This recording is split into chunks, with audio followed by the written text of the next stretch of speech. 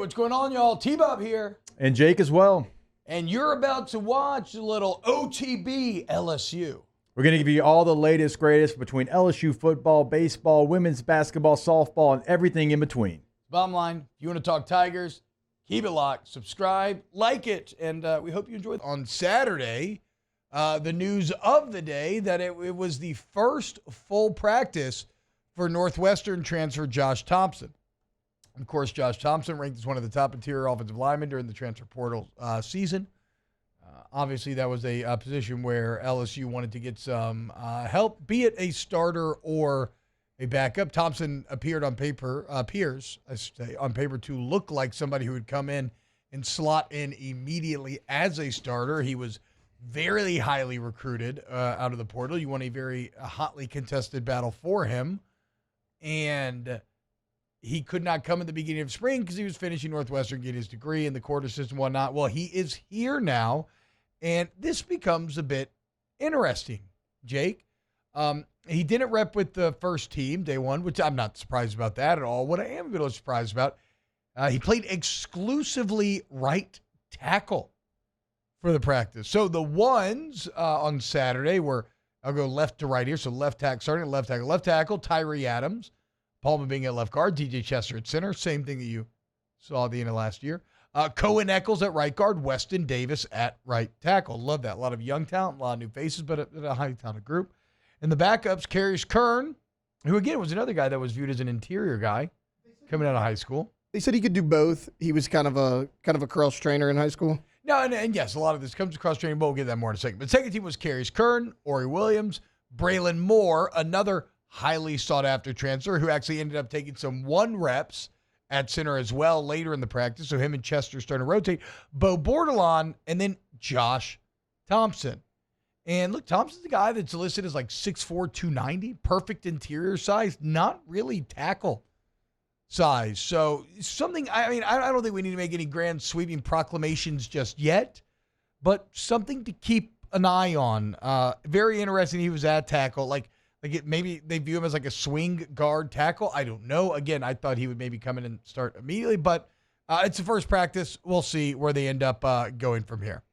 So you brought in a lot of transfers through the portal, but you also have a group of players that in the bowl game we saw go out there, and you could call it a bomb squad, but the bomb squad actually held their own against Baylor. Yeah.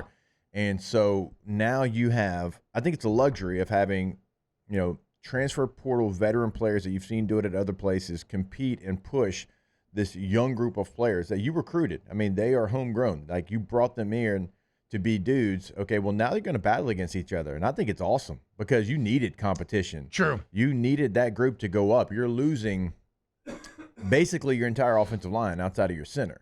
And not only your entire offensive line, you're losing a potential top 10 pick at left tackle. You're losing a probably top 60 pick at right tackle. You're losing a Miles Frazier that had as many games under his belt as anybody you'll find in college football as a starter. He started from day one when he got to FIU. Okay, so you're losing. And dominated the Senior Bowl. He did. He did. And dominated bowl game too and kind of took charge.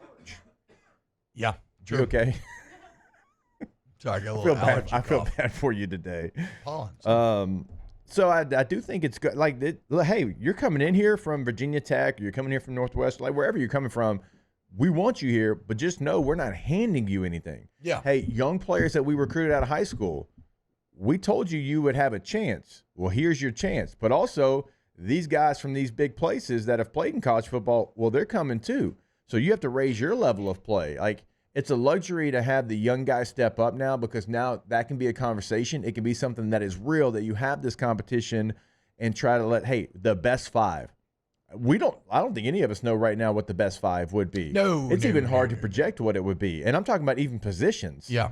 Like, you have a lot of swing players in there that are going to be able to play different positions. And so outside of DJ Chester probably slotting in at center, I don't know what the rest looks like, but it's not because you don't have the bodies. You have them. Now they're going to compete. Yeah. Again, though, even DJ Chester sliding in center, he's starting to rotate with Braylon Moore. Yeah. And so what does that mean? That, like, what if Braylon Moore ends up winning the ones? You still think, like, I feel like DJ Chester's are probably still one of your best 5, or has potential to be. So does he bump over to guard?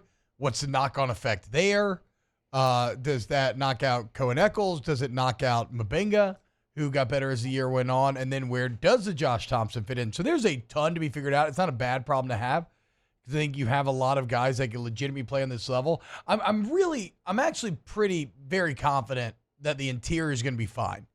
The big question mark, Jake, tell me if you agree, are going to be the tackles stepping up because of what you're replacing and because it's going to be new guys. And so whether it's Weston Davis, Tyree Adams, like we said, maybe Kern or Thompson or whatever, that's the biggest question mark. Those are going to be the guys that are really going to have to prove that there's going to be drop-off, but not too much drop-off from last year to this year, because that's how you potentially waste Nussmeier and this incredible receiving core that you're bringing to bear. Yeah, like what I saw from Adams last year, but like Davis was a 5-star guy. Like he had all the and talent. Joe Adams was a huge recruit too.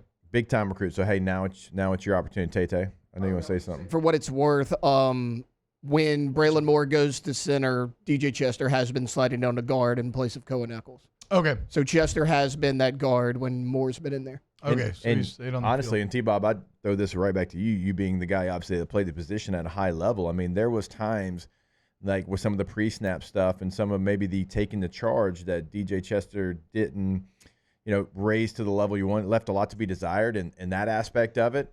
And so, like, he is a player that I think could play some guard. And if you want to get a veteran player at center, that's not the worst thing in the world for LSU. Yeah, no, not at all. Especially Braylon Moore that mentally has already proven he can do it over multiple seasons at that position at that level. So a ton still to be figured out, but a credit to the roster building that Brad Davis has done, both through traditional high school recruiting and to the transfer portal, that although I don't know exactly what the final answers of the test look like, I still feel confident in the final answers because you have a lot of different options. And if you throw enough talented guys at the wall, like some people will end up sticking. Who will that be? Well, we'll have to wait and see. But Josh Thompson now officially there, so LSU offensive line at full strength for the remainder of spring. Wow, Jake, what incredible takes. I mean, those guys, they're just the best. I think so. And if you think so, again, hit the like button, subscribe,